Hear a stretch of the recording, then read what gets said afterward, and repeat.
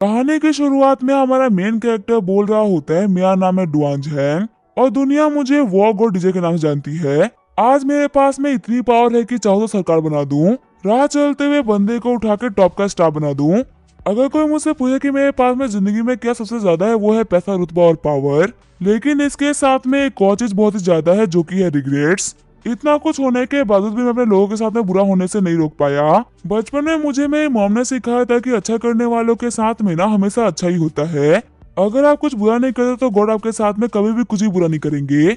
लेकिन मैंने अपने उन्हीं मॉम के साथ में ना हर एक बुरी चीज होते हुए देखी है। जिस हस्बैंड के लिए उन्होंने सब कुछ किया, यहाँ तक कि सिटी की टॉप ब्यूटी होने के बावजूद भी कभी भी किसी की तरफ नहीं देखा, हमेशा मेरे डैड के साथ लॉयल रही। लेकिन फिर भी उस आदमी ने अपने शादी उम्र की लड़ाई के लिए मुझे, मेरी मॉम को, मेरी बहन को घर से बाहर निकाल दिया और कभी भी हम लोग की तरफ पलट के भी नहीं देखा कि हम लोग जिंदा भी है कि नहीं।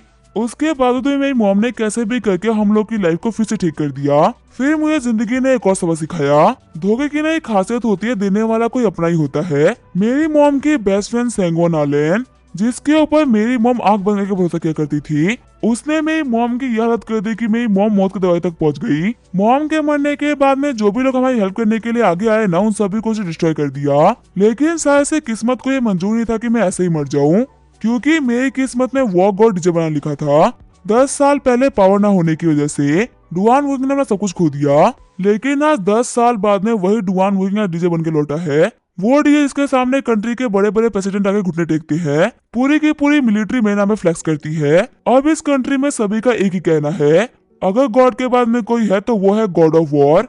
अगर एक बार के लिए गॉड तुम्हें मारने के लिए आए ना, तो वो तुम्हें सिर्फ और सिर्फ मौत देंगे। लेकिन अगर तुम्हें वॉर गॉड मारने के लिए आए ना, तो तुम्हें मौत भी एक्सेप्ट नहीं करेगी।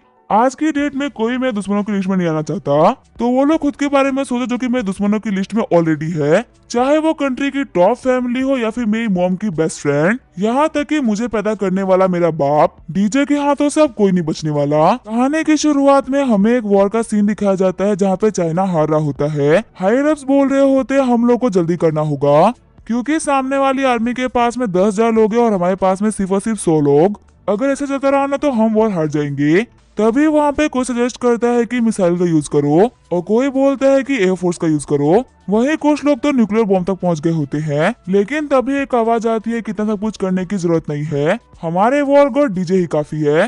तभी उनमें से एक ऑफिसर बोल रहा होता है कि तुम कैसी फालतू बातें कर रहे हो। उनके पास में ब्रांडेड गन्स है, ब्रांडेड टैंक है और एक ब्रांडेड 10,000 की आर्मी है। कमांडर बोल रहे होते हैं, ब्रांड का वहम डीजे से बेहतर कोई नहीं तोड़ता, वो बैटलफील्ड के लिए निकल चुका है। देखना वो कैसे ब्रांडेड गन, ब्रांडेड टैंक्स और ब्रांडेड आर्मीज को अपने हाथों से तोड़ता है। तभी बैटलफील्ड के अंदर से सारे टैंक के फूटने की आवाज आती है। डीजे बोल रहा होता है, ये थे ब्रांडेड टैंक्स, फूटे ना। फिर डीजे आगे बढ़ते हुए सारे सोल्जर्स को खत्म कर देता है। बेस कैंप में अनाउंस हो रहा होता है कि तरह से सामने वाले आर्मी के लोग कम पड़ने लग गए। ऐसा लग रहा है कि बैटलफील्ड में कोई तूफान आया है जिसके सामने कोई भी नहीं टिक पा रहा। तभी डीजे बोल रहा होता है, ये थी तुम्हारी 10,000 की ब्रांडेड आर्मी, खत्म हो गई ना। मेरी इस आखिरी गोली के साथ ही तुम्हारा ये वहम कि एक बंदा 10,000 लोगों को नहीं मार सकता खत्म हुआ ना। मेरे इस बात को हमेशा याद रखना, ब्रांड का थप्पा कभी भी आदमी के कपड़े या फिर उसके वेपन्स के ऊपर नहीं होता। अगर रखना ही है तो एक ब्रांडेड कैरेक्टर रखो, जो कि तुम्हें कभी भी जिंदगी में कहीं नहीं झुकने देगा। सारे ऑफिसर्स चीयर करते हुए बोल रहे होते, आज तक सिर्फ हम लोगों ने वॉर गॉड के बारे में सुना ही था, आज इनको देख भी लिया।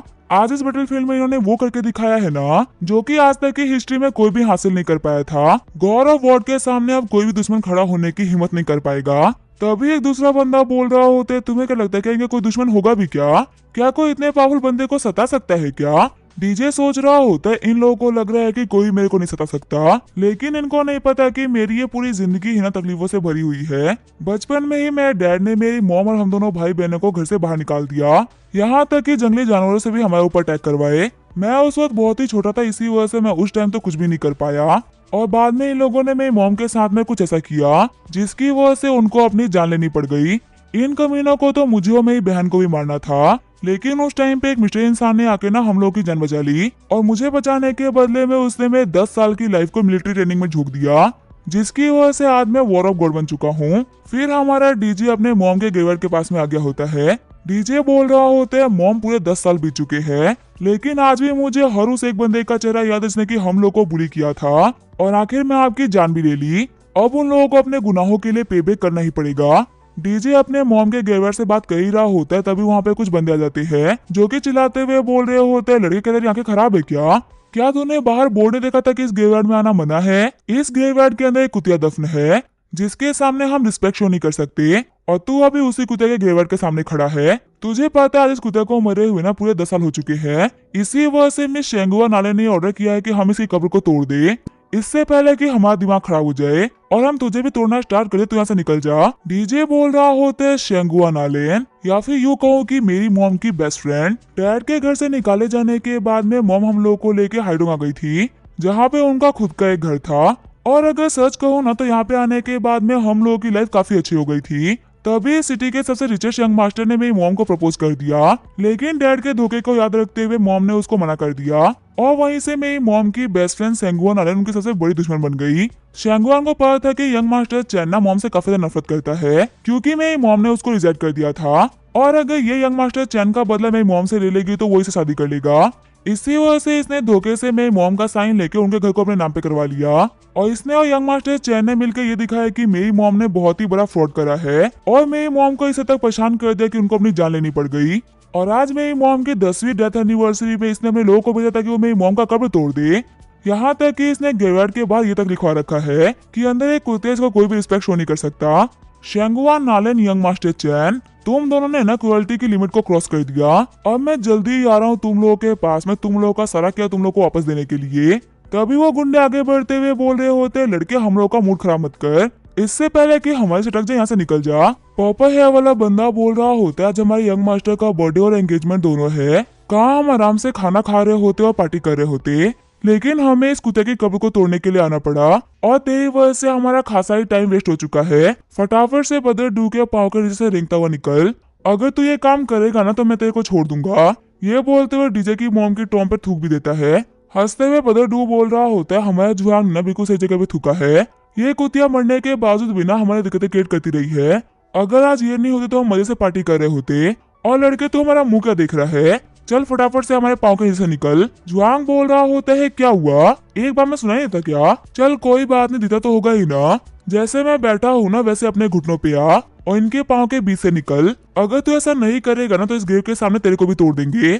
तभी डीजे जुआंग को एक हाथ में उठाते हुए जमीन पटक देता है। डीजे बोल रहा होता है, फटाफट से उठ और इस टॉम को ना चाट के साफ कर। पीछे खड़े बंदे बोल रहे होते हैं, जुआंग कम से कम 80 किलो का आदमी है, इस कमीने ने उसे एक ही हाथ में कैसे उठा लिया। वही जुआंग बोल रहा होता है, बदस मेरी हेल्प करो, लेकिन तभी डीजे अटैक करते हुए उसका एक पाँव और तोड़ देता है। डीजे बोलता है, मैंने कहा ना चाट के इसको साफ कर, अगर मुझे अपनी बातों को फिर से रिपीट करना पड़ा ना तो ये कंडीशन मैं सभी की कर दूंगा। तभी वो जुआंग होता है वो टॉम को साफ कर देता है।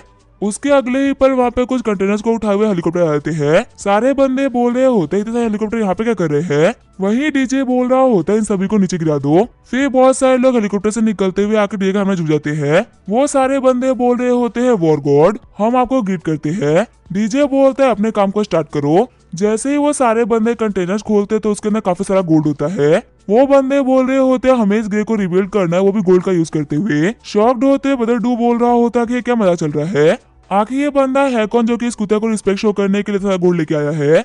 अगर हम इसकी कीमत निकाले ना तो ये कम से कम कुछ $1 बिलियन का गोल्ड होगा।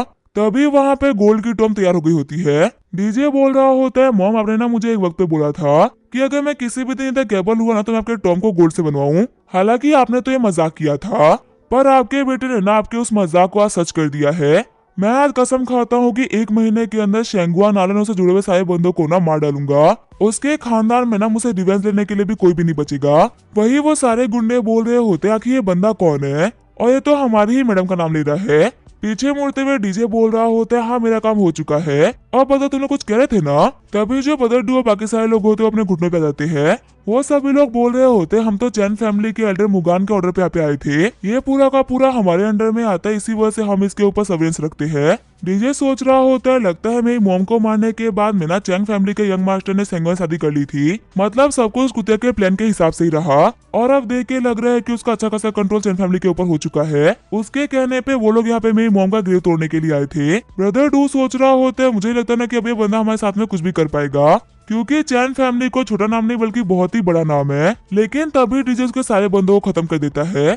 सर पटकते ब्रदर डू बोल रहा होता है, मुझे माफ कर दो, मैं जिंदगी में ना कभी भी सेना के आसपास भी नहीं भटकूंगा। डीजे बोल रहा होता है तुम्हें पता है इस वॉर गॉड ने अपने एक बार कदम आगे बढ़ा लिए ना तो फिर भले ही वो 10,000 की आर्मी हो या एक बंदा, डीजे अपने पाँव कहीं पीछे नहीं लेता। ब्रदर टू बोल रहे होते हैं क्या वॉर गॉड डीजे, कहिए वही वॉर गॉड तो जिसने कि हमारे 10,000 की आर्मी को खत्म कर दिया। तभी डीजे से खत्म करते हुए बोल रहा होता तूने पता लगाने में ना बहुत ही देर कर दी। तभी डीजे अपने मॉम के टॉम के पत्थर को उठाकर अपने जनरल को दे देता है। डीजे बोल रहा होता है आज हमारे लिए ना बहुत ही इंपॉर्टेंट डे है, शेंगुआ नालन के बेटे का बर्थडे है और हमें पार्टी का चीफ गेस्ट बनना है। सीन शिफ्ट होता है, हमें हाइडोंग के फेमस स्काई पैलेस का सीन दिखाया जाता है। पैलेस के सामने उतरते हुए डीजे सोच रहा होता है जो मेरे मॉम का घर था ना वो इसी जमीन पे हुआ करता था, आज यहाँ पे इन कम्युनियों ने अपना होटल बनवा दिया है। जनरल टैंग बोल रहे होते हैं मास्टर अगर यहाँ पे शेंगवान की फैमिली को खत्म करना है तो वो काम तो मैं भी कर सकता हूँ ना, इन चीटियों को मारना तो मेरे लिए बहुत ही आसान है, आखिर आप इसके बीच में क्यों आ रहे हो। डीजे बोल रहा होता है तुम C4C में मॉम के ग्रेवयार्ड को प्रोटेक्ट करो, तुम्हें पता है मैंने आज तक कितने लोगों को मारा होगा लेकिन उन सभी को मारते हुए ना मुझे आज तक कभी भी इतनी खुशी महसूस नहीं हुई जितना कि मुझे इन लोगों के मारने के ख्याल भर से हो रही है। फिर डीजे पार्टी के अंदर एंटर कर जाता है। सारी लड़कियां बोल रही होती है कि ये बंदा कौन था, इसका और कितना कमाल का था ना, जितना ये हैंडसम है ना उतनी ही कमाल की इसकी बॉडी भी है। वही साइड में खड़ी लड़कियां बोल रही होती है सच में इससे हैंडसम बंदा ना हम लोगों ने आज तक हाइडोंग में कभी नहीं देखा, लगता है कि किसी बहुत ही अमीर फैमिली का यंग मास्टर होगा। तभी डीजे को नोटिस करते हुए उसके पास में सिक्योरिटी टीम का लीडर आता है। सिक्योरिटी लीडर बोल रहा होता है एक्सक्यूज मी सर आप अपना इन्विटेशन कार्ड दिखाइए, आज यहाँ पे बहुत ही बड़ा इवेंट हो रहा है, इसी वजह से बिना इन्विटेशन के ना कोई भी नहीं आ सकता। लेकिन जो हमारा डीजे होता है उसको इग्नोर कर रहा होता है। कैप्टन बोल रहा होता है सर क्या आपको मेरी बात समझ में नहीं आ रही, आप अपना इन्विटेशन दिखाइए और आखिर अपने साथ में पत्थर लेके क्यों आए हो। तभी डीजे उसका हाथ रोकते हुए बोल रहा होता है इस चीज को ना तुम हाथ लगा सकते, जाके उस शेंगो नालन को बुला के लेके आओ। कैप्टन बोल रहा होता है लड़के तुम ना कुछ ज्यादा ही बोल्ड बन रहे हो, पूरे हाइडोंग में ना किसी में भी इतनी हिम्मत नहीं है कि वो मैट्रिया को उनके नाम से बुला सके, और आखिर तुमने मेरा ये हाथ क्यों पकड़ रखा है, तुम इसे छोड़ दो। कैप्टन सोच रहा होता है कि इस बंदे के पास में कैसी स्ट्रेंथ है, इसने मेरे हाथ को सिर्फ चौष्टी से पकड़ रखा है और मैं इसको हिला तक नहीं पा रहा। जैसे ही डीजे कैप्टन को छोड़ दे जाके पीछे गिर जाता है। वही ऊपर से ये सब कुछ चैन फैमिली का सेकंड यंग मास्टर चैन हंटिंग देख रहा होता है। हैटिंग बोल रहा होता है एल्डर मोगान ये लड़का कुछ ज्यादा ही सॉफ्ट नहीं कर रहा, क्या लगता है कि कितना पावरफुल होगा। मोगान बोल रहा होता है मेरे एक पंच के साथ में ही नहीं ये पक्का से बेहोश जाएगा। हेटिंग बोल रहा होता है बिजनेस वर्ल्ड के अंदर ना मेरी मॉम के काफी सारे दुश्मन है, आए दिन कोई ना कोई उनसे रिवेंज लेने के लिए आता ही रहता है, पर किसी में भी इतनी पावर नहीं है ना कि वो उन तक पहुंच पाया हो। आज यहाँ पे एक और बंदा आया है, इसको बिना पे मार खाते हुए देख के बहुत ही मजा आएगा। कैप्टन अपने बंदों के ऊपर चलाते हुए बोल रहा होता है कि तुम सभी मुझे मार खाते हुए क्यों देख रहे हो, चलो फटाफट से इस बंदे को मारने में मेरी हेल्प करो। तभी वहाँ पे पैलेस की मैनेजर जुआनवी आ जाती है। जुआनवी बोल रही होती है मिस्टर मेरा नाम जुआनवी है और मैं इस पैलेस की मैनेजर हूँ, क्या मैं जान सकती हूँ कि आखिर आप यहाँ पे दिक्कतें क्यों क्रिएट कर रहे हो। तभी डीजे को देखते हुए मैनेजर सोच रही होती है सच में ये बंदा ना बहुत ही हैंडसम है। फिर वो डीजे को बोलती है तुम ना मेरे साथ मेरे ऑफिस में चलो, मुझे तुम्हारे साथ में कुछ बात करनी है। डीजे सोच रहा होता है लड़की तो बहुत ही ठरकी निकली, ये यहाँ पे पब्लिकली मुझे अपने ऑफिस में आने के लिए बोल रही है, लेकिन मुझे अभी इन सारे काम में ना कोई भी इंटरेस्ट नहीं है। जुआनवी को साइड में फेंकते हुए डीजे बोल रहा होता है तुम्हारा नाम शेंगो नालन नहीं है ना, तो फिर आखिर तुम यहाँ पे आई किस काम के लिए हो। मैनेजर बोल रहे होते हैं कमीने कहीं के तुम ना कुछ ज्यादा ही बोल्ड बन रहे हो। तभी वहाँ पे पैलेस का शेयर होल्डर झाउमा आ जाता है। झाउमा बोल रहा होता है 20 से भी ज्यादा गार्ड्स यहाँ पे खड़े होंगे, फिर भी तुम लोग के सामने इतनी खूबसूरत लड़की को थप्पड़ पड़ गया। फिर वो कैप्टन को थप्पड़ मारते हुए बोल रहा होता है आखिर मैं तुम लोगों को पे किस काम के लिए कर रहा हूँ, क्या मैंने यही दिन देखने के लिए तुम लोगों को पे किया था। जुआनवी तुम ठीक तो हो ना। जुआनवी रोते हुए बोल रही होती है ये मेरे को बुली कर रहा है, यंग मास्टर जाओ प्लीज मेरी हेल्प करिए। वही ठरकी जाओ बोल रहा होता है कमीने कहीं के आखिर तेरी हिम्मत कैसे हुई लड़की के ऊपर हाथ उठाने की, लगता है कि अपनी जिंदगी से ना तू काफी थक चुका है, फटाफट से अपने घुटनों पे आते हुए जुआनवी से माफी मांग ले, वरना फिर तेरे साथ में क्या होगा तू सोच भी नहीं सकता। वही डीजे उन लोगों की बातों को इग्नोर करते हुए पास में खोया होता है। डीजे को याद आ रहा होता है कि कैसे वो अपनी मॉम और अपनी बहन के साथ में इस घर में रहा करता था। शेंगो नालन के धोखे से पहले इन लोगों की जिंदगी ना काफी अच्छी हो गई थी। वही चिढ़ते हुए जाओ बोल रहा होता है बहरे कहीं के क्या तुम्हें सुनाई नहीं दे रहा, क्या लगता है कि तू यहाँ पे मुझे इग्नोर करके ना कूल बनने का ट्राई कर रहा है। कैप्टन वांग आंखें वेट की चीजें कर रहे हो, फटाफट से इस कमीने को जाके दिखाओ कि इसने यहाँ पे किसको प्रोवोक करा है, और हाँ अगर आपने इसको जान से भी मार देना तो भी कोई बात नहीं, मैं इसको संभालूंगा। कैप्टन वांग बोल रहे होते हैं बहुत आगे बढ़ो, दिखा तो क्या कि हमारे पास में कितनी पावर है। सारे बंदे बोल रहे होते हैं हम यहाँ पे आए तो पार्टी को अटेंड करने के लिए थे, लेकिन हमें यहाँ पे बॉक्सिंग देखने को मिलेगा। वही वाइन पीते हुए डीए सोच रहा होता है मेरे को ना आम लोगों को नहीं मारना, लेकिन लगता है कि शेंगुआ नाले ने ना अपनी तरह लोगों को पाल रखा है। कैप्टन वांग बोल रहे होते हैं, लड़के तुम ना यहाँ पे मरने वाले हो, फिर भी तुम अपने आखिरी पलों के अंदर यहाँ पे कितना कूल एक्ट कर रहे हो ना। तुम्हें पता है मैंने पहले तुम्हारे से दर्जनों बंदों को पीट रखा होगा, लेकिन यहाँ पे काम करने की वजह से ना मैं काफी अच्छा इंसान बन गया था। अब मैं तुम्हें अपना रियल डेविल दिखाने वाला हूँ। वैसे भी जब तक मुझे चैन फैमिली सपोर्ट कर रही है ना, पुलिस मेरा कुछ भी नहीं बिगाड़ सकती। झाओमा बोल रहा होता है, जुआन भाई चलो हम तुम्हारे ऑफिस में चलते हैं।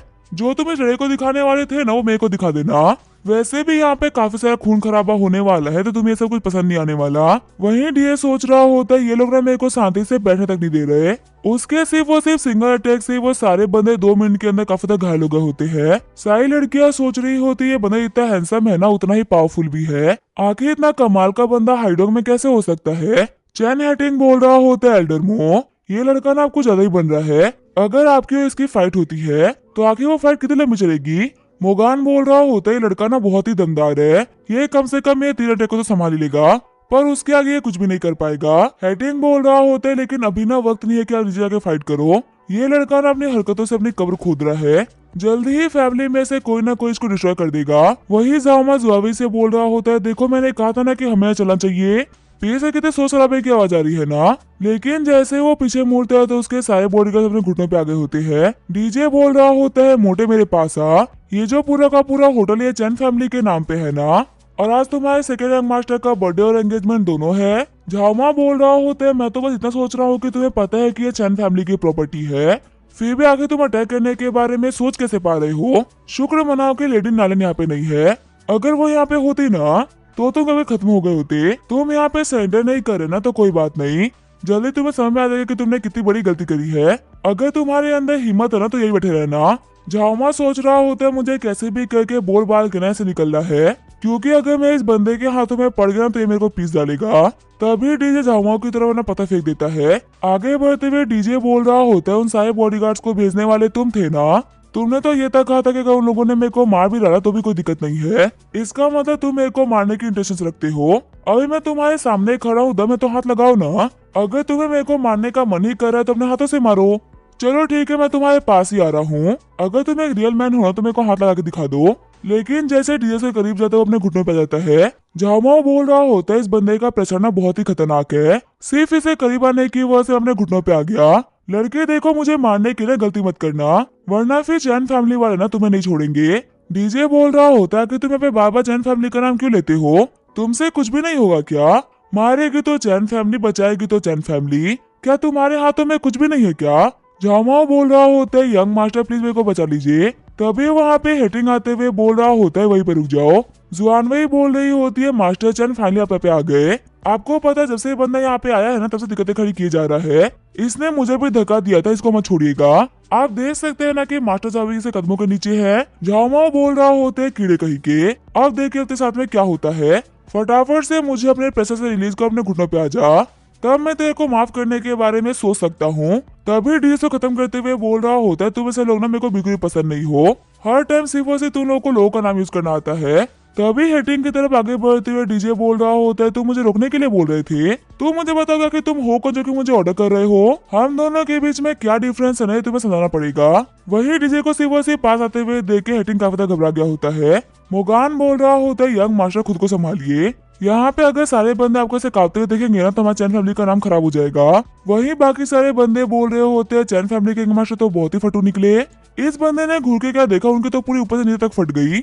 अगर उनके पैंट को चेक किया जाए ना तो शायद से उन्होंने डर के हमारे पैंट को भी गिला कर दिया होगा। आज तक मैंने हेटिंग को सिर्फ और सिर्फ एरोगेंस दिखाते हुए और लोगों को बुली करते हुए देखा है, आज पहली बार देख रहा हूँ कि उसकी आंखों में डर है। दूसरा वाला बंदा बोल रहा होता है, मैं तो बस ये सोच रहा हूँ कि आखिर ये बंदा है कौन जो कि यहाँ पे आया है, इसकी प्रेजेंस इतनी खतरनाक है ना कि इसके सामने सभी झुक गए हैं। मैंने कभी भी हाइडोंग के अंदर ना ऐसे किसी बंदे के बारे में सुना ही नहीं था। मोगान बोलता है, यंग मास्टर आराम से बैठिए, इस लड़ाई को ना मैं संभालूंगा। मैं पहले बहुत था कि मैं तीर अटैक को संभालने के काबिल है, पर मैंने बिल्कुल ही गलत बोला था, ये बंदा ना मेरे से अच्छा खासा फाइट कर सकता है। सारे बंदे बोल रहे होते एल्डर मोगान इस बंदे की तारीफ कर रहे हैं। एल्डर मोगान के साथ में एक राउंड में फाइट कराना बहुत ही बड़ी बात हो गई। मोगान बोल रहा होता है, लड़के कैसा रहेगा कि तुम मेरे से एक राउंड फाइट करो, और अगर तुम इस राउंड में नहीं मरे ना तो फिर मैं तुम्हें जाने दूंगा। सारे बंदे बोल रहे होते इस बंदे को तो बहुत ही कमाल का मौका मिल गया, इसको ना एल्डर को इतना मौका देने के लिए शुक्रिया बोलना चाहिए। डीजे बोल रहा होता है, तो फिर तुम हो एल्डर मोगान, तुम्ही ने वानफेंग सेमेट्री को डिस्ट्रॉय करने का ऑर्डर दिया था ना,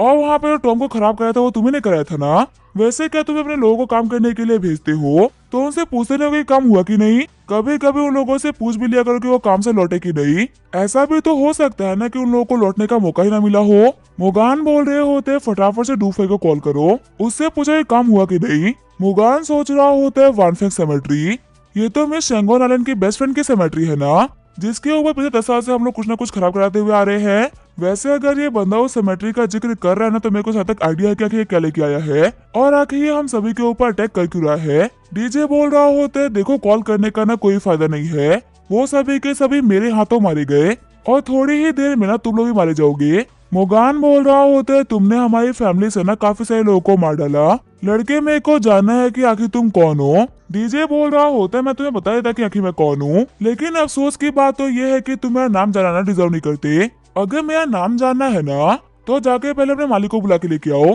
तुम ऐसे कुत्तों को तो मैं मुंह भी नहीं लगाता। गुस्सा करते हुए एल्डर मोगान बोल रहे होते तुम्हारे पास मेरा जीने का आखिरी मौका था, लेकिन तुमने उसको खुद अपने हाथों से खत्म किया है। तुम मुझे कुत्ता बोल रहे हो ना, अब देखो ये कुत्ता ना तुम्हें कैसे तुम्हारी औकात दिखाता है। डीजे बोल रहा होता है जल्दी आओ ताकि मैं तुम्हारी इस बेकार सी लाइफ से ना तुम्हें आजाद कर दूं।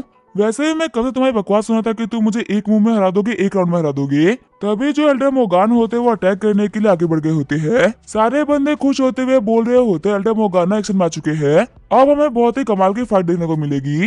ये बंदा एक भी अटैक संभाले ना, ये बहुत ही बड़ी बात है। तभी डीजे अपनी पावर का यूज करते हुए पत्थर से मोगान को मार देता है, जिसकी वजह से एल्डर मोगान के मुंह से खून तक निकल गया होता है। एल्डर मोगान सोच रहे होते हैं लगता है कि गलत इंसान से पंगा ले लिया, लड़के तुमने बताया नहीं कि तुम कौन हो। डीजे को याद आ रहा होता है कि जहाँ पे वो बैठा हुआ है ना वहाँ पे पहले एक पोमेग्रेनेट का पेड़ हुआ करता था। डीजे बोलता है यहाँ पे जो पेड़ था ना उसका क्या हुआ, मुझे उसी पेड़ के पोमेग्रेनेट खाने हैं। एल्डर मोगान बोल रहे होते कमीने कहीं के, मैं यहाँ पे ना तुझसे कुछ पूछ रहा हूँ, पहले मेरे क्वेश्चंस का आंसर कर, उसके बाद में कुछ खाने पीने की बात करना। मैं ये बात मानता हूँ कि तू बहुत ही पावरफुल इंसान है और शायद से मैं तुझे ना हरा पाऊँ, लेकिन भूल मत कि ये चैन फैमिली की टेरिटरी है। हमारे जो चैन फैमिली के पैट्रियार्क है ना उनका नाम है चैन बदाओ और वो पूरे हाइडोंग के ना नंबर 1 मार्शल आर्टिस्ट है। इससे पहले कि वो यहाँ पे आ जाए ना तू यहाँ से निकल जा। डीजे सोच रहा होता है चैन बदाओ यही वो इंसान इसकी वजह से ना सब कुछ खराब होना स्टार्ट हुआ था। उस कुतिया शेंगुआ नाले ने ना इसी बंदे को पाने के लिए मेरी मॉम को धोखा दिया और इसने भी मॉम के साथ में बुरा करने में ना उसका कम साथ नहीं दिया। बचपन में मेरे को लगा था कि ये चैन बदाओ ना बहुत अच्छा इंसान है और ये सच में मॉम को बहुत ही पसंद करता है, लेकिन एंड में जाके पता चला कि ये भी बाकी सारे कमीनों की तरह ही था। मोगान बोल रहा होता है लड़के तेरे पास ना अभी मौका, सुधर जा, मुझे पता कि तू यहाँ पे क्यों आया है वरना मैं तेरे को नहीं छोड़ूंगा। वहीं डीजे मोगान को मारते हुए बोल रहा होता है मैं तुम्हें पोमेग्रेनेट लाने के लिए बोला था ना, लगता है कि तुम्हें यहाँ पे ना सुना नहीं देता। लेकिन डीजे के सिर्फ और सिर्फ हल्का धक्का देने की वजह से मोगान जाके दूर गिरता है। वहाँ पे किसी को भी समझ में नहीं आ रहा होता कि वो लोग क्या करे, आखिर एक सिंगल बंदे के पास में इतनी पावर कैसे हो सकती है। जुआनवे बोल रही होती है एल्डर मोगान सिटी के टॉप पावरफुल बंदों में से एक है और अभी ये हमारे सामने जमीन में पड़े हुए हैं। डीजे बोल रहा होता है सेकेंड यंग मास्टर चैन हेटिंग, जो क्वेश्चन मैंने इस बुढ़े से कहा था ना वही मैं तुमसे करता हूँ, क्या यहाँ पे पोमेग्रेनेट है?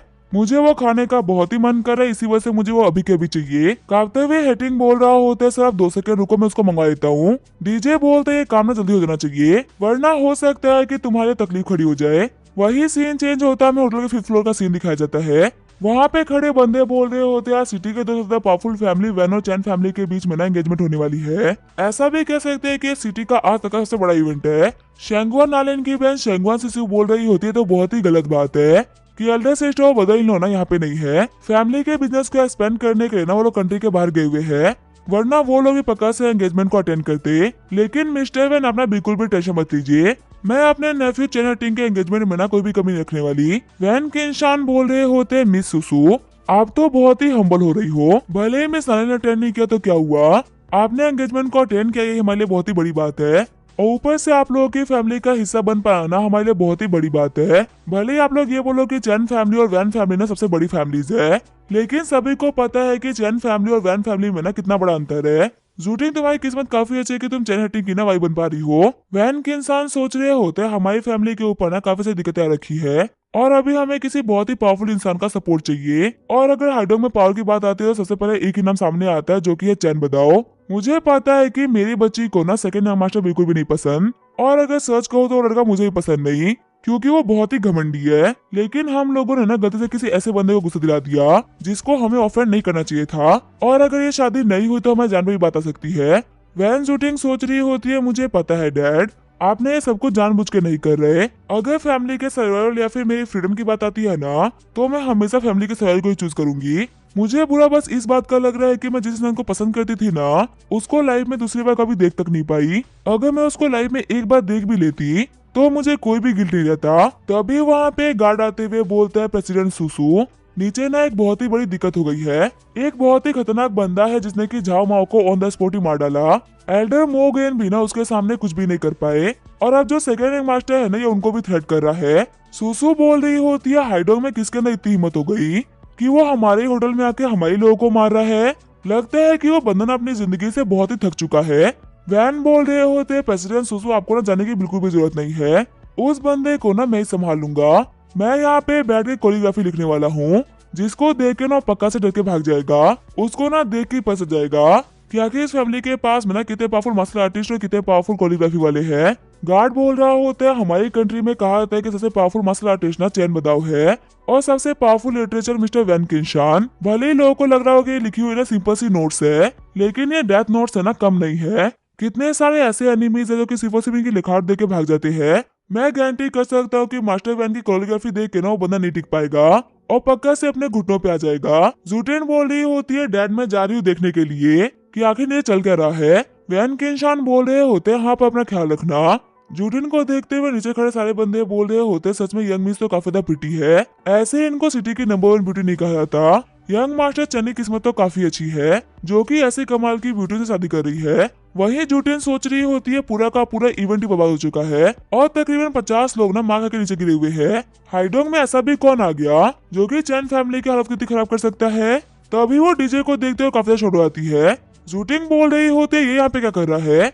फिर हमें फ्लैशबैक में 2 साल पहले का सीन दिखाया जाता है। जूटिंग बता रही होती है 2 साल पहले उसके डैड और वो गए थे ओवरसीज कुछ काम की वजह से, लेकिन जिन लोगों से वो बिजनेस डील कर रहे थे ना, वो लोग बहुत ही कमीने निकल गए और उन लोगों ने जूटिन और उसके डैड को किडनैप कर लिया। जूटिन के डैड तो पकड़े गए, लेकिन उन्होंने कैसे भी करके जूटिन को वहां से भगा दिया, पर भागते भागते जूटिन उन लोगों के हाथों पकड़ी गई। जब वो लोग जूटिन को मारने ही वाले थे, तभी वहाँ पर डीजे आ गया और बिना कुछ बोले एक सिंगल अटैक में उसने एनिमीज को खत्म कर दिया। जूटिन सोच रही होती है, उस दिन मुझे और मेरे डैड को बचाने के बाद में ना ये वहाँ से गायब हो गए थे, और भले ही हमने इनको कितना ही ढूंढने का ट्राई क्यों नहीं किया, लेकिन ये हमको नहीं मिले। मैंने लाइफ में बहुत सारे मैन देखे हैं, लेकिन जब से मैंने इनको देखा ना, उसके बाद से मुझे कोई भी मैन रियल मैन लगा ही नहीं। वहीं दूसरी तरफ हेटिंग को उठाते हुए गार्ड बोल रहा होता है, सेकंड मास्टर आप ठीक तो हो ना, थोड़ा ना सही से खड़े हो जाइए। देखिए जो आपके फियोंसे है ना, वो आपके पास में दौड़ती हुई आ रही है, उनके सामने अपना इंप्रेशन ना ठीक कर लीजिए।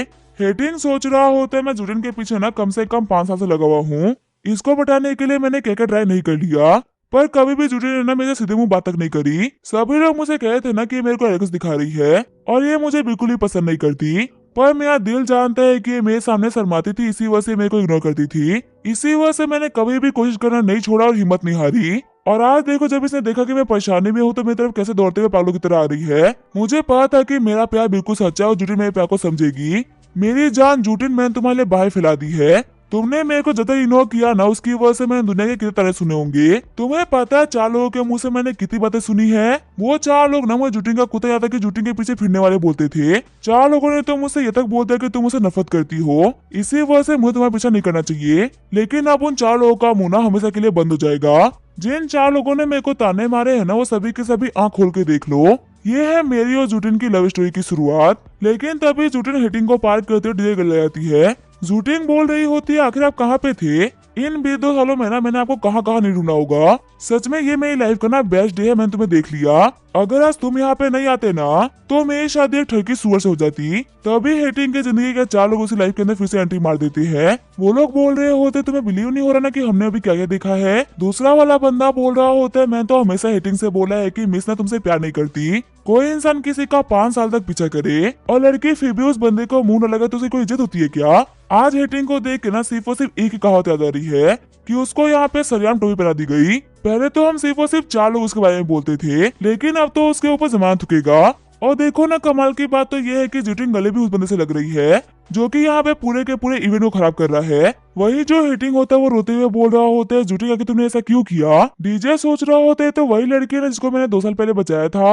हालांकि मैंने इसको उस टाइम पे सिर्फ यही सोच के बचाया था कि ये दिक्कत में है, लेकिन फिर मेरे को बाद में पता चला कि ये भी हाइडोंग से ही बिलोंग करती है। यहाँ तक कि मेरी बचपन की दोस्त है। बचपन में क्योंकि मेरे डैड ने हम लोग को छोड़ दिया था ना, इसी वजह से बाकी बच्चे हमसे काफी नफरत करते थे और वो हमेशा मेरी बहनों मुझे बुली किया करते थे। लेकिन वैन जूटिंग ऐसी लड़की थी ना जिसने हमेशा हम लोग को परेड करा। हमारा स्कूल टाइम ना बिल्कुल भी अच्छा नहीं होता अगर हमारे साथ में जूटिंग नहीं होती तो। जूटिंग के साथ में मेरे बचपन की जितनी भी यादें हैं ना वो बहुत ही कमाल की है और लगता है कि वक्त आ चुका है कि जिन लोगों ने मेरे बचपन में हेल्प करी थी ना उन लोगों की हेल्प करी जाए। जूटिंग बोल रही होती है, क्या मैं आपको याद दूं? आपको पता है अगर आप उस दिन नहीं आए होते ना तो मुझे और मेरे डैड को उसी दिन मार दिया गया होता। वैसे आप वैसे भी कहाँ रहते जिसकी वजह से आपको कभी ढूंढ ही नहीं पाई, और उस दिन हम लोग को बचाने के बाद आप वहाँ से गायब हो गए थे। आपने हम लोगों से बात तक नहीं करी। मेरा नाम वैक जूटिंग है, आप मेरे को जूटिंग बुला सकते हो। क्या आप मुझे बताओ कि आपका नाम क्या है? डीजे बोल रहा होता है, मेरा नाम है डुआन झैंग। डीजे सोच रहा होता है, डुआन झैंग मेरा वो नाम है जो कि मुझे मिलिट्री में जाने के बाद में मिला था। बचपन में मेरा नाम ना डुआन नुकिंग था। जिस मिस्टीरियस मास्टर ने हम लोग को बचाया था ना उसने हमें बोला कि डुआन नुकिंग नाम का बंदा ना जिंदगी में कभी कुछ नहीं कर सकता, इसी वजह से उसने मेरा नाम चेंज कर दिया। और मिलिट्री में जाने के बाद में सभी लोग मुझे शॉर्ट फॉर्म में डीजे बोलने लग गए।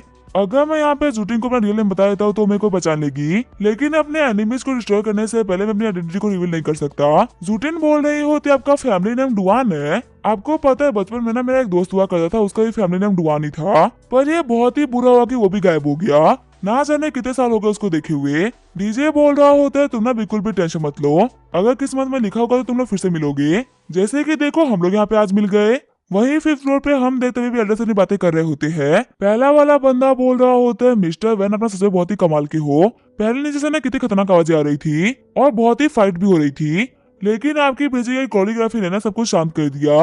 आप ऐसा एक्सपर्ट ना साल में सिर्फ एक ही बार होता है। सुसु बोल रही होती है, मिस्टर वैन आपकी फैमिली में शादी कराना ना हमारे लिए बहुत ही ऑनर की बात है। उम्मीद है कि शादी से ना दोनों ही फैमिलीज का बहुत ही फायदा होगा। तभी बाकी दोनों बंदे बोल रहे होते, क्या हम लोग को नहीं चलना चाहिए क्या? अगर सब कुछ ठीक हो चुका है तो हमें एंगेजमेंट को स्टार्ट करना चाहिए।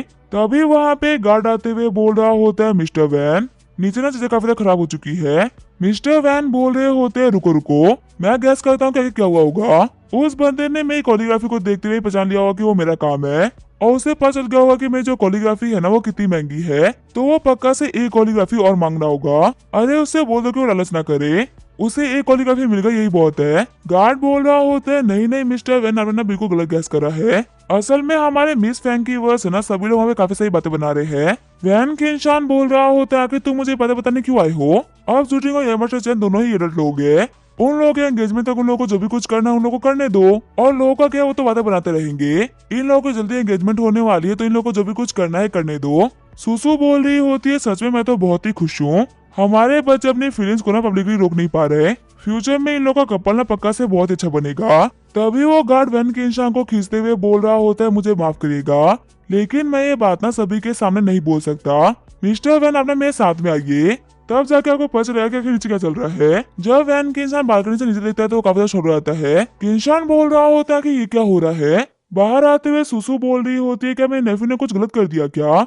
अगर उसने कुछ ज्यादा कर दिया है ना तो उसको माफ कर दीजिएगा। सुसु सोच रही होती है, सच में ये बच्चा ना बहुत ही बड़ी दिक्कत है, इसे जो भी कुछ करना था ये एंगेजमेंट के बाद कर लेता, पब्लिकली कुछ भी करने की क्या जरूरत थी। लेकिन तभी वो बालकनी से देखती है जूटिंग और डीजे को साथ में। शॉक्ड होते हुए सुसु बोल रही होती है, ये क्या चल रहा है और आखिर ये बंदा कौन है? मिस्टर वैन मेरे को एक्सप्लेनेशन चाहिए। आपकी बेटी सरेआम किसी से गले लग रही है, आज उसके एंगेजमेंट का दिन है, कहीं वो भूल तो नहीं गई ना? उसकी इस हरकत की वजह से हमारी फैमिली की क्या रिस्पेक्ट बच जाएगी। वैन किंशान बोल रहा होता है, मुझे भी नहीं पता क्या कि वो बंदा कौन है और आखिर नीचे चल क्या रहा है। किंशान सोच रहा होता है, कब से मैं यहाँ पे इन सभी के सामने अपनी कोरियोग्राफी के बारे में फेंक रहा था, पर यहाँ पे तो सब कुछ बिल्कुल ही उल्टा हो गया जैसे कि मैंने इमेजिन किया था। मुझे कभी भी जुटिन कोनन की फैमिली में शादी करने के लिए बोलना ही नहीं चाहिए था। हम लोगों ने पहले एक बंदे को ऑफेंड कर रखा था और दूसरे बंदे को भी ऑफेंड कर दिया। जुटिंग बोल रही होती नहीं, जो भी कुछ चल रहा है ना उसको जल्दी बंद कराइए, वरना मुझे सिस्टर और बदन लोग को ना कॉल करना होगा, और अगर ऐसा कुछ भी करना पड़ा तो आप लोगों के लिए बिल्कुल भी ठीक नहीं होगा। किंशान बोल रहा होता है, एक सेकंड रुकिए, पहले हम इस मैटर को इन्वेस्टिगेट तो कर लेते हैं। कि आखिर चल क्या रहा है। अपनी बेटी के कैरेक्टर के बारे में ना मैं काफी तरीके से जानता हूँ। अगर वो यहाँ पे पब्लिकली कुछ कर रही है ना तो पक्का से इसका कुछ ना कुछ तो मीन बनता होगा।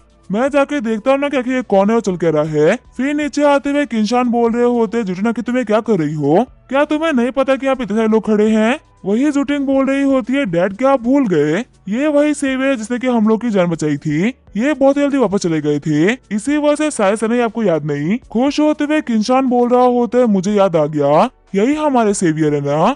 मिस्टर सेवियर आपका बहुत बहुत शुक्रिया हमारी जान बचाने के लिए। आपको पता नहीं होगा कि हम लोगों ने आपको ढूंढने के लिए ना कितनी मेहनत करी थी। वैसे जब मैं आपको पास से देख रहा हूँ ना तो मेरे को लग रहा है कि मैंने आपको कहीं ना कहीं तो देख रखा है। जूटिंग बोल रही होती है, डर आपको पता है मुझे भी इनको देख के लगा था ना कि मैंने इनको कहीं ना कहीं तो देखा है, लेकिन हमको ना गलतफहमी हो रही है। ये डुआन बुकिंग नहीं बल्कि डुआन झांग है। डीजे बोल रहा होता है, वैसे मुझे डीजे के नाम से जाना जाता है। डीजे सोच रहा होता है अंकल वैन को तो मैं याद होऊंगा ही ना। बचपन में ना मैं हमेशा इनके घर पे खेलने के लिए जाया करता था, और अगर सच कहूँ तो ये बहुत ही बढ़िया इंसान है। इन्होंने मेरी और मेरी बहन की ना बहुत ही हेल्प करी है। ये जान के मुझे बहुत ही खुशी हो रही है कि मैंने उस दिन गलती से भी ना इन लोगों की जान बचाई थी। चैन बोल रहा होते, आंटी आपको ना मेरी हेल्प करनी होगी। आपको नहीं पता कि ये बंदा ना कितना बड़ा कमीना है, कब से मेरी मॉम का नाम लिए जा रहा है और हम लोग को पीटे जा रहा है। एल्डर वोगान भी इसके सामने कुछ भी नहीं कर पाए। सुसु बोल रही होती है, मेरे बच्चे तो ना बिल्कुल भी टेंशन मत लो, इस दुनिया में ऐसा कोई भी नहीं है जो कि चैन फैमिली की टेरिटरी में रहते हुए हम लोग को ऑफेंड करके निकल जाए। और तुम तो चैन बदाओ के बेटे हो। अभी मैं इसको दिखाती हूँ कि चैन बदाओ के बेटे को ऑफेंड करने का क्या मतलब होता है। वैन किंसा मुझे तुमसे एक्सप्लेनेशन चाहिए कि आखिर ये बंदा है कौन और आखिर तुम लोग का इससे क्या रिश्ता है। अगर हम लोग को पहले पता होता ना कि तुम्हारी बेटी किस टाइप की लड़की है तो हम कभी रिश्ता करते ही नहीं। वैन किंशान बोल रहे होते, अपने औकात में रह के बात करो, मेरी बेटी के बारे में ना संभल के बोलना। सुसु बोल रही होती, अभी मैंने ज्यादा बोला कहा है, अब तो बोलना स्टार्ट करूंगी। तुम भले एक अच्छी फैमिली से बिलोंग करते हो, लेकिन तुम्हारी बेटी ना एक बहुत ही घटिया लड़की है जिसकी एंगेजमेंट में ना अभी उसका आशिका रखा है। और ये सब कुछ देखने के बाद में ना मैं एंगेजमेंट को अभी कभी तोड़ती हूँ। हम लोगों ने तुम्हें जो ही ब्राइड प्राइस दी थी ना उसका 10 गुना अभी कभी वापस करो। गाज फटाफट से आगे बढ़ो और इन सभी को इनके घुटने में बैठा के ना हिमाही मंगवाओ। आज इनमें से कोई भी सही सलामत वापस जाना चाहिए। जूटिंग बोल रही होती, आंटी आप ना बहुत ही बुरी हो, आखिर आप मेरे बारे में ऐसा कैसे बोल सकती हो। तभी डीजे बोल रहा होता है, तुम पीछे रहो, इन कुत्तों को ना इंसान की भाषा समझ में नहीं आती, अगर इनसे बात करनी है ना तो हाथ की भाषा यूज करनी पड़ेगी। सुसु बोल रही होती है, अच्छा तुम अपने हाथों की भाषा को यूज करोगे। मिस्टर वेस्ट फटाफट से आइए और इन सभी लोगों की इनकी औकात दिखा दीजिए। वेस्ट वहाँ पे आते हुए बोल रहा होता है, मैं यहीं पे था और मैंने यहाँ पे सब कुछ होते हुए देखा भी है। जूटिंग बोल रही होती है, इस बंदे का नाम ना वेस्ट विंग है और ये चैन बदाओ के अंडर में काम करने वाला एक बहुत ही पावरफुल मसल आर्टिस्ट है। आपको पता है इन्होंने अपनी लाइफ के अंदर ना काफी सारे खतरनाक काम कर रखे हैं। एल्डर मोगान इस बंदे के ना 3 पंच को भी नहीं समझ सकते, तो प्लीज थोड़ा केयरफुल रहिएगा। हेटिंग बोल रहा होता है, मिस्टर वेस्ट अपना प्लीज को मारेगा मत, मुझे इस कमीने को टॉर्चर करना है, इस कमीने को फील कराना है कि इसने यहाँ पे आके ना कितनी बड़ी गलती करी है। हेटिंग सोच रहा होता है, मेरी फियांसे को इसे सभी के सामने मुंह से छीन के मुझे ह्यूमिलेट करा, अब इस कमीने को ना इसकी औकात दिखानी पड़ेगी। एल्डर मोगान भी बोल रहे होते हैं, मिस्टर वेस्ट आप ना प्लीज मेरा रिवेंज लेने में मेरी हेल्प करिए, मुझे इस कमीने लड़के को मरा हुआ देखना है। मिस्टर वेस्ट बोल रहे होते हैं, लड़के तुम ना कहीं से मेरी बराबरी के नहीं हो, मैं तुम्हें सोचने के लिए पूरा 30 सेकंड दे रहा हूँ, या फिर अपने घुटनों पे आके माफी मांगो या फिर मर जाओ। शुआंग बोल रही होती है, कुतिया कहेगी, इस लड़के के पिटने के बाद मैं देखती हूँ कि तू क्या कर लेती है। हेटिंग बोल रहा होता है, मैं भी ना 5 साल से गलत लड़के के पीछे था, अगर तुम लोग मारे गए ना तो तुम लोग के लिए अच्छा ही होगा, अगर तुम लोग यहाँ पे अपने घुटनों पे आ गए तो मैं तुम्हें जिंदगी में अपना कुत्ता बना के रखूंगा। स्पेशली इस कमीनी लड़की को, मेरे सामने इतना कोल्ड बनती थी जैसे कि कितनी ज्यादा प्राइडफुल लड़की है, और आज जाके पता चल रहा है कि तो कहीं भी मुंह मार लेती है। जूटिंग बोल रही होती है, हेटिंग अगर मैं सच बोलूं तो मैंने तुम्हें जिंदगी में ना कभी भी पसंद नहीं करा, और तुम्हें तो कुछ है भी नहीं पसंद करने लायक। मैं तुम्हें ये भी नहीं बोल सकती कि तुम बेटर डिजर्व करते हो, क्योंकि तुम तो कोई लड़की तक डिजर्व नहीं करते। हेटिंग बोल रहा होता है, अभी तो तुम्हारे अंदर कुछ भी बोलने की हिम्मत नहीं थी, अब जबकि तुम्हारे साथ में लड़का आ चुका है तो तुम्हारे अंदर काफी ज्यादा बोलने की हिम्मत आ गई है। हेटिंग के गाल पे हाथ रखते हुए डीजे बोल रहा होता है, वैसे अगर सच बोलूं ना तो तेरी भी आवाज तभी निकली जब तेरे एल्डर सामने आए, उससे पहले तेरी आवाज सुनाई नहीं दे रही थी, तो क्या तेरे बैकअप में लोग आते हैं तभी तू बोलना स्टार्ट करता है, तेरे अंदर दम नहीं है क्या। और वैसे मैंने कहा था ना कि मुझे पोमेग्रेनेट खाने हैं, तो फिर आके मैं पोमेग्रेनेट कहाँ है। हेटिंग बोल रहा होता है, मिस्टर वेस्ट देखिए बंदा ना मुझे फिर से पसंद कर रहा है। तभी मिस्टर वेस्ट बोल रहे होते, यंग मैन क्या तुम अपनी जिंदगी से कुछ ज्यादा थक गए हो क्या, मैंने तुम्हें मौका दिया लेकिन तुमने उस मौके को ठुकरा दिया, और तुम सोच भी नहीं सकते कि मैं तुम्हारे साथ में क्या करने वाला हूँ। डीजे बोल रहा होता है, जो भी करना है फटाफट से करो, क्योंकि मेरे पास तुम लोग के साथ वेस्ट करने के लिए टाइम नहीं है। वहाँ पे सिर्फ और सिर्फ डीजे के पावर यूज करने की वजह से हेटिंग दूर जाके गिरता है। वही मिस्टर वेस्ट अटैक करने के लिए आगे बढ़ गए होते हैं। सारे गार्ड्स खुश होते हुए बोल रहे होते हैं फाइनली मिस्टर वेस्ट ना अटैक करेंगे, अब भले ही कुछ भी हो जाए लड़का नहीं बचने वाला। मुगान भी बोल रहा होता है मिस्टर वेस्ट के अटैक से तो मैं नहीं बच सकता, तो फिर आखिर ये क्या बचेगा। इसको अब पता चला कि इसको चैन फैमिली के अंदर नहीं आना चाहिए था। वही सुसु बोल रही होती है कभी कभी मुझे लगता है कि सिडन इस फैमिली के अंदर शादी करके ना बहुत अच्छा काम किया है। इतने पावरफुल मास्टर कौन सी फैमिली में मिलते। वैन जुटिंग सोच रही होती है मुझे पता है कि मिस्टर डीजे ना बहुत ही पावरफुल फाइटर है, पर इनका जो ओपोनेंट है ना वो बहुत ही खतरनाक और रूथलेस है, प्लीज गॉड इनको प्रोटेक्ट करना। वही मिस्टर वेस्ट बोल रहे होते अगर तुमने सरेंडर कर दिया होता ना तुम बच गए होते, अब बेकारी तुम इस खतरनाक अटैक के बाद में ना मारे जाओगे। तभी जो मिस्टर वेस्ट होते हैं वो डीजे के पास में एक टोकन को नोटिस करते हैं। मिस्टर वेस्ट सोच रहे होते हैं तो वॉर कमांडर का बैच है। मुझे याद है एक बार लॉन्गडो सिटी को नौ वापस हासिल करने के लिए बहुत ही पावरफुल वॉर हुई थी, जिसके अंदर पूरे के पूरे 1 लाख सोल्जर ने हिस्सा लिया था। बैटल के अंदर सोल्जर्स को कमांड करने के लिए कुछ जनरल्स की जरूरत थी, और जितने भी जनरल्स थे ना उन सभी को ये बेचे दिए जाते थे। मैंने भी जनरल बनने के लिए टेस्ट दिए थे, पर अफसोस की बात तो ये है कि जब पहला राउंड हुआ था ना मैं उसी के अंदर फेल हो गया था, और जो कंट्री के टॉप फाइटर्स है ना वो जाके उसके अंदर सेलेक्ट हो पाए थे। ये मिलिट्री की तरफ से प्रोवाइड कराई गई हाईएस्ट अथॉरिटी थी। कंट्री के जितने भी पावरफुल बंदे थे ना उन सभी को अपने लिए एक बैच चाहिए था, क्योंकि जिस बंदे के पास में बैच होगा ना उसके पास में खुद की अपनी एक आर्मी होगी। और ये बैच डिवाइडेड थे बहुत सारे रैंक में, जैसे कि आयरन जो कि सबसे छोटा लेवल था, और उसके बाद में ब्रॉन्ज, सिल्वर और गोल्ड बेस भी थे। लेकिन जो सबसे हाईएस्ट अथॉरिटी वाला बैच था ना वो था विंग वाला बैच। और कहते हैं कि पूरे वॉर के अंदर ना सिर्फ और सिर्फ एक ही बंदे के पास में ये बैच आ पाया था। जिसके पास में ये बैच होगा उसके पास में खुद की अपनी 1 लाख की आर्मी होगी, और उस बंदे की पावर को ना कंट्री में कोई मैच नहीं कर सकता, भले ही कोई बंदा कितना ही बड़ा तुरंग खान क्यों ना हो। इस बच्चे के पास में भी एक बैच है, लेकिन मैं गारंटी कर सकता हूँ कि वो मिलिट्री द्वारा प्रोवाइडेड नहीं है। इसने पक्का से अपने लिए फर्स्ट कॉपी बनाई होगी। जिस टेस्ट को मैं पास नहीं कर पाता उस टेस्ट को ये बच्चा कैसे पास कर लेगा। आजकल के बच्चे टफ दिखने के लिए ना अपने पास में काफी सारी चीजें रखते हैं, लेकिन तभी डीजे मिस्टर वेस्ट के अटैक को डॉज कर लेता है और हेटिंग के पास में आते हुए बोल रहा होता है मेरा पोमोग्रेनेट कहाँ है। कुत्ते के बच्चे, मैंने तेरे से सिर्फ और सिर्फ एक काम करने के लिए कहा था और तू वो काम भी नहीं कर पाया। तभी मिस्टर वेस्ट आगे बढ़ते हुए बोल रहे होते तुम डेथ के इतने करीब खड़े हो और उसके बाद भी तुम एरोगेंट बन रहे हो। लड़के इतने भी एरोगेंट मत बनो कि तुम्हें मरने के बाद मेरा दफन होने के लिए जमीन तक ना मिले। लेकिन जब डीजे मुड़ता है तो हम देखते हैं उसका जो बैच होता है वो क्लियरली दिख जाता है, और मिस्टर वेस्ट का अटैक डीजे के बेहतर को पार नहीं कर पाता। मिस्टर वेस्ट बोल रहे होते लगता है कि मैंने अपनी जिंदगी की सबसे बड़ी गलती कर दी है। ये जो शील्ड है ना कोई नॉर्मल शील्ड नहीं है, बल्कि ये लेजेंडरी बॉडी शील्ड है, जो कि बहुत ही कम फाइटर्स आज तक हासिल कर पाए हैं। और अगर इस बंदे के पास में इतनी कमाल की शील्ड है ना, इसका मतलब इसका बैच भी असली है। एक ऐसा बैच जिसके ऊपर विंग्स बने हुए हैं, और ये दुनिया में सिर्फ और सिर्फ एक ही प्रेजेंट है और वो इस बंदे के पास में है। इसका मतलब एक रियलिटी शो करता है ना कि ये और कोई नहीं बल्कि वॉर गॉड है। अपने घुटनों पे आते हुए मिस्टर वेस्ट बोल रहे होते वॉर गॉड डीजे मुझे माफ कर दीजिए। अगर मुझे थोड़ा बहुत भी आइडिया होता ना कि ये आप हो तो मैं कभी भी अटैक करने के लिए आगे नहीं बढ़ता। मिस सुसु बोल रही होती है मिस्टर वेस्ट को क्या हुआ, लगता है कि वो घायल हो चुके हैं, फटाफट से एम्बुलेंस को बुलाओ। चिल्लाते हुए हेटिंग बोल रहा होता है कि तुम लोग खड़े क्या हो, फटाफट से एम्बुलेंस को बुलाओ, मिस्टर हेटिंग हमारी आखिरी होप है। जब तक डैड यहाँ पे नहीं आते ना इनके अलावा हमें कोई प्रोटेक्ट नहीं कर सकता। जुआनी बोल रही होती है 1 सेकंड रुको, मैं अभी मेडिसिन लेके आती हूँ। डॉक्टर वहाँ पे आते हुए बोल रहे होते हैं मिस्टर वेस्ट अपना सिर्फ 1 सेकंड के लिए वेट करिए, हम अभी आपके लिए दवाई लेके आते हैं। हेटिंग बोल रहा होता है इनको देख के लग रहा है ना कि इनको हार्ट अटैक आ चुका है, इसी वजह से अपने घुटनों पे आ गए।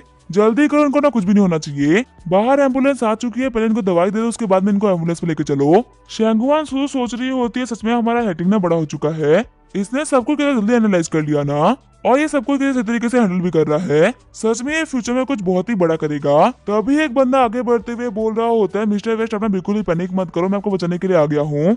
वही गुस्से में उड़ते हुए मिस्टर वेस्ट उन सभी को थप्पड़ मार देता है।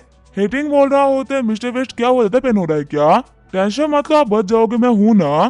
तभी मिस्टर वेस्ट हेटिंग को थप्पड़ मार देते हैं। मिस्टर वेस्ट बोल रहे होते बेवकूफ के बच्चे, क्या तुझे मेरे को देख के लग रहा है कि मुझे हार्ट अटैक आया हुआ है। पता है गधा होता है ना उसके पास भी तेज ज्यादा दिमाग होता है। मिस्टर वेस्ट सोच रहे होते चैन बदाओ ना एक बहुत ही ब्रिलियंट मार्शल आर्टिस्ट है, उसने अपने लाइफ में बहुत कुछ अचीव भी कर रखा है, पर मुझे बिलीव नहीं हो रहा कि इतने कमाल के जीनियस का बेटा इतना बेवकूफ हो सकता है। हर एक चीज में ना ये बंदा खराब ही है, भले ही वो मार्शल आर्ट की बात हो या फिर इंटेलिजेंस की। सुसु बोल रही होती है मिस्टर वेस्ट लगता है ना कि आपका दिमाग खराब हो चुका है, आपकी हिम्मत कैसे मेरे नेफ्यू को थप्पड़ मारने की। मिस्टर वेस्ट बोल रहे होते तुम लोगों ने तो मेरे को मरवाने का इंतजाम कर रखा था, वो तो सिवा कि मैं वक्त पे समझ गया और मैं अपने घुटनों पे आ गया। वरना अभी तक ना मेरी लाश हमें पड़ी होती। मिस्टर वेस्ट सोच रहे होते आके जो ये सेंगुआन है ये किसे कांटा खाती है जो कि इसके दिमाग तक में रोटी पड़ गई है। मैं इन लोगों को एरोगेंस नहीं दिखा रहा बल्कि मैं इन लोगों को इशारे कर रहा हूँ कि ये वॉर गॉड है, इनके सामने घुटने टेक दो, इनसे भिड़ो मत। पर ये बेवकूफ औरतें अपना एरोगेंस दिखाई जा रही है। इन्हें नहीं पता कि अगर इन लोगों ने इनके सामने घुटने नहीं टेके तो ये बंदा 2 मिनट में इन लोगों को मार के चला जाएगा। पर लगता है कि इन लोगों को हिंट देने का ना कोई फायदा ही नहीं है। ये सभी के सभी बेवकूफी है, मरने के ही काबिल है। सुसु बोल रही होती है तुम एक छोटे मोटे नौकर हो जो कि मेरे बधाई लोगों के अंडर में रह के यहाँ तक पहुंचा है और अब तो मेरे सामने बकवास करेगा। तभी मिस्टर वेस्ट आगे बढ़ते सुसु को थप्पड़ मार देते हैं। खड़े होते हुए सुसु बोल रही होती है सिक्योरिटी गार्ड आके तुम लोग कहाँ पे हो, ये बूढ़ा पागल हो चुका है, इसको फटाफट से पकड़ो। तभी मिस्टर वेस्ट फिर से आगे बढ़ते सुसु को थप्पड़ मार देते हैं। सुसु की पिटाई करते हुए मिस्टर वेस्ट सोच रहे होते हैं मैं मानता हूँ कि चैन बताओ ना बहुत ही खतरनाक इंसान है, पर उसकी पावर सिर्फ और सिर्फ हार्डुंग सिटी के अंदर है। गॉड ऑफ वॉर के सामने ना वो कुछ भी नहीं है। जिस बंदे के पास में खुद की 1 लाख की आर्मी है उस बंदे से भिड़ना ना बहुत ही बड़ी बेवकूफी हो जाएगी। मैंने ऑलरेडी इनके ऊपर अटैक कर दिया है, हो सकता है कि इनको इस चीज का बहुत ही बुरा लग जाए। मैं अपनी इस गलती का पूरा गुस्सा ना इस कमीने सुसु के ऊपर उतारूंगा। अगर ये लोग नहीं होते तो मैं कभी भी इतने पावरफुल इंसान को ऑफेंड ही नहीं करता। सुसु बोल रही होती है वेस्ट विंड तुमने ना बहुत ही गलत करा, तुम्हें पता चलेगा कि तुमने एक यंग बच्चे से हाथ मिला के ना कितनी बड़ी गलती करी है। बाद में मैं तुम्हें उस लड़के को काट के ना कुत्तों को खिलाऊंगी। मेरी सिस्टर को आने दो, उसके बाद में देखो कि मैं तुम लोग के साथ में क्या करती हूँ। तभी हम देते जनरल टैंक अंदर आगे होते हैं। जनरल टैंक बोल रहे होते अच्छा तुम मेरे वॉर गॉड को कुत्तों को खिलाओगी। सुसु बोल रही होती आखिर तुम हो कौन पहले ये बताओ और आखिर तुम्हें क्या चाहिए। तभी सुसु को टांगते हुए जनरल टैंक बोल रहे होते तुम सिर्फ और सिर्फ ये याद रख लो जो भी मेरे लॉर्ड को बुरा बोलता है ना मैं उसकी मौत बन के आता हूँ। फिर वो सुसु को कपड़े की तरह उठा उठा के पटकना स्टार्ट कर देता है। घायल सुसु बोल रही होती है प्लीज मेरी जान को बख्श दो, लेकिन तभी टैंक उसके ऊपर एक और बहुत ही खतरनाक अटैक कर देता है। टैंक बोल रहा होता है लॉर्ड मैंने सेमेट्री पे ना कुछ खास बंदों को खड़ा कर दिया है और वो सेमेट्री पूरी तरीके से सेफ है। मैं देखने के लिए आया था कि यहाँ पे सब कुछ ठीक तो है ना। डीजे बोल रहा होता है देखो ये बैटलफील्ड नहीं है, यहाँ पे इतने रूथलेस मत बनो। देखो तुमने यहाँ पे नलन की बहन को ना उठा उठा के कपड़े की तरह पटक दिया, ऐसा मत करो लोग डर जाएंगे। जनरल टैंक बोल रहे होते तुम सभी ना मेरे लॉर्ड के सामने कुत्ते से बढ़कर और कुछ नहीं हो और कुत्ते अपने 2 पाँव पे तो खड़े नहीं होते ना, फटाफट से अपने 4 पाँव पे आओ वरना मेरा ये हेमना तुम तक पहुंच जाएगा। अपने घुटनों पे आते हुए मिस्टर वेस्ट बोल रहे होते मुझे बिलीव नहीं हो रहा इनका एक नॉर्मल साथी इतना पावरफुल हो सकता है। जो है मैं इन्होंने सुसु को मारा वो है मैं मेरे को भी पड़ा होता ना तो पक्का से मैं ही मर जाता। अच्छा हुआ कि वक्त रहते हुए मैंने खुद को रोक लिया वरना अभी तक मैं कब का मारा गया होता। एक एक करके वहाँ पर जितने भी लोग होते हैं सभी के सभी अपने अपने घुटनों पे आगे होते हैं। हेटिंग बोल रहा होता है प्लीज मुझे मत मारो, तुम यहाँ पे जो भी कुछ बोलोगे मैं वो सब करूंगा। डीजे बोल रहा होता है तो फिर मैंने जो कहा था अभी तक तूने वो किया क्यों नहीं। अगर तुम मेरी बातों को नहीं मानोगे तो मुझे तो यही लगेगा ना कि तुम मेरी रिस्पेक्ट नहीं कर रहे। तभी हेटिंग बोलता है फटाफट से वो पोमोग्रेनेट लेके आओ जो कि तुम लोगों ने रखा था। फिर वो पोमोग्रेनेट देते हुए बोल रहा होता है मुझे माफ करेगा ये लीजिए आपका पोमोग्रेनेट। डीजे बोल रहा होता है मेरी बहन को नहीं काफी पसंद आएगा। हेटिंग बोल रहा होता है मैंने आपको पोमोग्रेनेट दे दिया है, देखिए अभी जो मेरे मॉम डैड है ना वो अब्रॉड गए हुए हैं, क्या उनसे मिलने के लिए आप बाद में आ सकते हो। डीजे बोल रहा होता है तुम्हारी मॉम यहाँ पे नहीं है ना तो ये पत्थर अपनी मॉम को दे देना और बोल देना कि मैं उसकी फैमिली को 1 महीने के अंदर खत्म कर दूंगा। तभी हम देते उस पत्थर की वजह से हेटिंग के पार्ट टूट गए होते हैं। सुसु बोल रही होती है लड़के तुमने आज नया पे बहुत कुछ किया है, इस बेइज्जती को मेरे बदले लोग कभी नहीं भूलेंगे, तुम बस वेट करो जब वो वापस आएंगे तो सबसे पहले तुम्हें खत्म करेंगे। डीजे बोल रहा होता है सर मैं उन लोगों का वेट ही कर रहा हूँ क्योंकि वो लोग कब आएंगे, उनको मारने के लिए ना मुझसे वेट नहीं हो रहा, लेकिन शुरुआत में तुम्ही से कर देता हूँ। ये बोलते लोग सुसु को मार के वहाँ से निकल गए होते हैं। आगे टैंक बोल रहा होता है लॉर्ड हमारा अगला काम की बहन को ढूंढना है ना। डीजे बोल रहा होता है हाँ हमें हमारी बहन उशुआंग को ढूंढना है, वैसे मुझे पता है कि अभी वो कहाँ रहती है, इतने सालों बाद में फाइनली जाके मेरी मुलाकात उससे होगी। फिर जो डीजे होता है वो हार्डोंग मिडिल स्कूल आ गया होता है। डीजे सोच रहा होता है हार्डोंग मिडिल स्कूल ना एक बहुत ही फेमस स्कूल है जहाँ पे सिर्फ और सिर्फ वही बच्चे पढ़ सकते हैं जिन लोगों ने अपने अपने स्कूल में टॉप किया हो। चलो ये तो बहुत ही अच्छी बात है कि मेरी बहन एक टॉप स्टूडेंट है। मॉम के मरने के बाद में वुशुआंग को मेरी आंट लेके चली गई थी, लेकिन उस कमीने नाले ने मेरी आंटी तक को नहीं छोड़ा, उनके ऊपर भी अटैक करना स्टार्ट करवा दिया। इसी वजह से आंटी ने मेरी बहन को उनकी बेस्ट फ्रेंड को दे दिया और 10 साल से लॉन्ग फैमिली मेरी बहन को संभाल रहे हैं। उसका नाम अब लॉन्ग ईहान है। जब मैंने उसको लास्ट टाइम देखा था ना तो वो बहुत ही छोटी सी थी और वो पक्का से बहुत ही बड़ी हो गई होगी। वही स्कूल के बाहर कुछ बंदास बंदे खड़े होते हैं। पहला बंदा बोल रहा होता है बता आपको पता है वो जो लड़की है ना ईहान वो बहुत ही खूबसूरत है और उसका आज तक कभी कोई बॉयफ्रेंड भी नहीं रहा। अगर वो आपके हाथ लग गए ना तो आपको पक्का से बहुत ही मजा आ जाएगा। उस बंदे का बॉस बोल रहा होता है ईहान के बारे में ना ऐसी बातें मत करो, वैसे भी वो हमारे बॉस की फेवरेट है। हमें बस एक काम करना, उसको पकड़ के बॉस तक पहुंचाना है। तुम्हें पता ना कि जो पता पॉप है उनको पता लगे कि हम उनकी लड़की को देख रहे हैं, तो वो हमारे साथ में क्या करेंगे। दूसरे बंदे बोल रहे होते बिल हमसे बस ये बातें कर रहे थे और कुछ भी नहीं। बिल बोल रहा होता है याद रखना वो लड़की बाहर आने वाली है, जैसे उसके आसपास में कोई भी ना दिखे ना तो उसको पकड़ लेना। हमें अपना काम बहुत ही साइलेंटली करना है। टोपी वाला बंदा बोल रहा होता है बिल तुम्हें पता है हम लोगों ने ना ऑलरेडी सब कुछ मैनेज कर लिया है, उसके पैन से भी कैसे डील करनी है हम लोग को पता है। पॉप ने उसके पैन से डील करने के लिए ना हम लोग को पैसा दिया है, इस लड़की के साथ में सारा काम खत्म होने के बाद में ना हम पैसे देकर सब कुछ सेटल कर लेंगे। उस बंदे को थप्पड़ मारते हुए बिल बोल रहा होता है मैंने कहा ना कि हम लोग को अपना काम काफी केयरफुली करना है। सबसे पहले तो जाके उस कार को हटवा, हम यहाँ से उस लड़की को किडनैप कर सकते हैं लेकिन वो कार बीच में आ रही है। तभी टोपी वाला बंदा बोल रहा होता है लड़के अपनी कार को ना यहाँ से हटाओ, तुम्हारी कार की वजह से हमें अपने काम को करने में दिक्कतें आ रही है। डीए सोच रहा होता है भाई दोपहर में कोई किसी को किडनैप करने के बारे में क्या सोच सकता है। अब जबकि मैंने सब कुछ सुन लिया है तो जिसको भी किडनैप करने वाले है ना मैं उसको बचा के रहूंगा। चिल्लाते हुए टोपी वाला बंदा बोल रहा होता है अपनी कार को साइड में कर, तेरी कार की वजह से हमें अपने काम को करने में दिक्कत आ रही है।